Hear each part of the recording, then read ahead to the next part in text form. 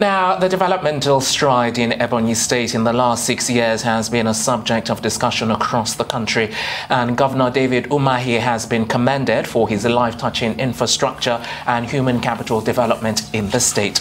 Now, according to many, the governor's developmental strides within 6 years have moved the state from the inglorious group of the most backward states to one of the fastest developing states in the country. And as the governor prepares to leave office come 2023, his lieutenants have only thought it wise to revisit and appraise his uncommon commitment and passion in putting in place infrastructure necessary for sustainable economic development to thrive in the state. And joining us now to speak on the 6 years of governance under Governor David Umahi is Ebonyi State Commissioner for Information and State Orientation, Uchenna Orji. Good to have you on the program. Thank you very much. Okay, so let's start with the developmental strides, that Governor David Umahi has undertaken in the state. What's your assessment of some of the things that he's done so far? Yeah, been 6 years of eventful leadership, rewarding governance. You can say that in 1996, when Ebonyi State was created, of course, it's one of the newest created states. 1996 it was created. And the founding fathers called Ebonyi the salt of the nation with their aspirations, with their dreams about how Ebonyi was going to be. And 20 years down the line, before 2015, it was as if we were not really achieving that very feat and aspirations of the founding fathers. But the man came on board in 2015. Former deputy governor, former party chairman, and who in the records was the first deputy governor in the history of the world to become the governor when the master said no, or when the establishment was not in his favor. And he rolled out his programs. And this is 6 years of his governance, and we call it innovative leadership that is with a lot of democratic dividends across the 13 local government areas.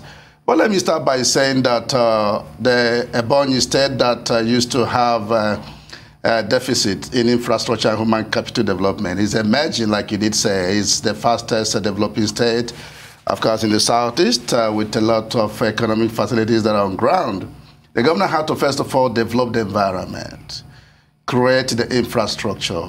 And in doing that, he's also carrying human capital development as, of course, the twin pillars of development that must be taken simultaneously in order for a state to really be prosperous. And so going by infrastructure, he identified road infrastructure as very critical. Of course, before then, we were like a glorified state, a glorified village at that, that had no infrastructure across the local government areas. But today, as I speak with you, from Dust State to south of the nation, across the length and breadth of the state, you will see roads done in concrete pavement. Of course, it became the first in the history of Nigeria to do a road by concrete pavement. It's a novel that no any other governor has done except now. And in doing this, he has touched about 25-kilometer road per local government. He has also touched no less than 1,500-kilometer road, state road across the entire state, and no less than 500 number-kilometer federal road he did, some of which were in concrete pavement. The governor doesn't look at federal government road as that which federal government must do. He thinks that it is also the duty of the state government to ensure that their people are comfortable by providing the roads necessary for the users within the state. So if you're coming from Abia, or from Enugu, or from Benue State, or from Cross River State, or even from Imo State, you'll be greeted with a wonderful road. You will ask yourself, where am I? Am I sure I'm not out of the country? And this kind of road, like I did say, is in concrete pavement, and most of which are dualized, especially the highways dualized. And what is also greeted all of these roads are what we call the straight line, that is 12 hours non-stop, 12 hours. And I mean it. And I beg to say that I have not seen any state that does that. Every local government has 20-kilometer straight line that functions effectively, maximally 12 hours non-stop. I don't know the secret, but this is also applicable to the metropolis. And the governor also did develop what we call the satellite towns. Today we have about 3 satellite towns that are enjoying all of these democracy dividends, these social amenities. And the governor did not stop at providing all of these basic amenities. He also had to, put in place what we call economic stimulating facilities. One of them is the shopping mall. Mr. Bruce of Silverbed came and said he has traveled far and wide, has never seen a mall as big as Ebonyi shopping mall, having about 5,000 number shops, and it's so beautiful. So beautiful. It's factored after the Dubai Mall. We call it the microcosm of the macrocosm of the Dubai Mall. Indeed. I need to visit to behold, to appreciate. Now, apart from this, we have the international market, which is built for the local women, the market men and women, and it's also a very massive international market. And it's the biggest in Southeast, one of the three biggest in the whole federation. I don't exaggerate. And it is systematically located or strategically located across the Trans-Sahara Highway linking to Cross River. I mean, yeah, towards Cross River linking towards Cameroon, such that when the Cameroon Cross River Bridge is done, it's going to be fully Trans-Sahara international market. And in all of this, what did the governor do? The governor had to build what we call the flyovers. If you come to Lagos, Abuja, and all of that, you appreciate the essence of flyover. It's for future investment. You are printing the future by that. This is what the governor saw. As a visionary, a foresighted leader, he saw this. And now today, apart from Lagos and Abuja, we are having the highest number of flyovers done by a singular man within a period of an administration. Today, we have 13 number, beautifully made flyovers, and you need to really appreciate it with light all over the place. We also have what is called the light tunnel. This light tunnel is named after President Muhammad Buhari. It is the biggest in Africa. It's a four-way road, a tunnel that is a light tunnel, and it's linking to our major facilities, including what we call Africa's biggest ecumenical center. You need to appreciate this ecumenical center. It's like heaven on earth. Indeed. We also have the international airport that is ongoing, aimed at creating job, creating wealth for the teeming population. All right, I was going to ask you about the issue of job creation, but you've just given us an inkling to that. Now, there's developments. Let's talk about contemporary issues now in terms of insecurity.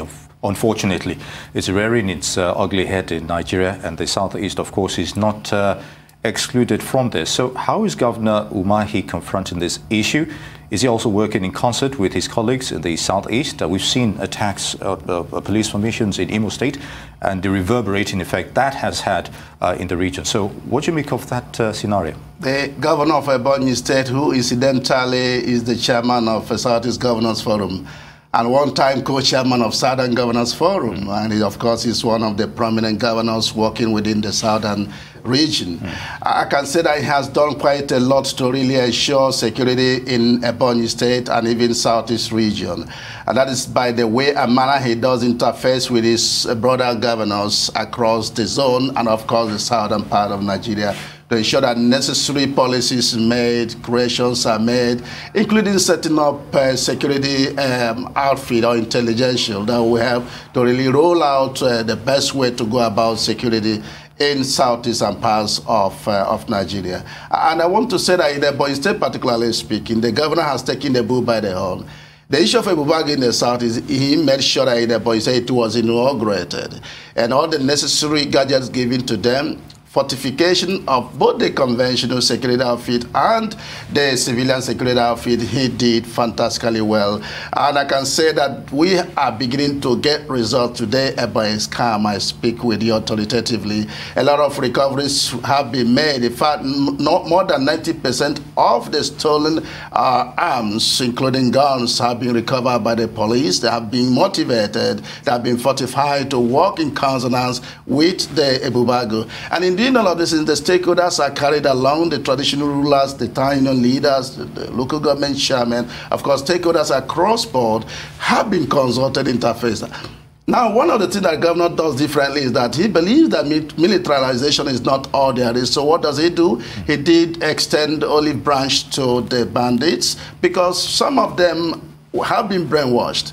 So you need to do something differently to get them to their normal self, including offer of rehabilitation, offer of empowerment and job creation. And that is why of recent the governor declared that he would employ 5,000 number civil servants.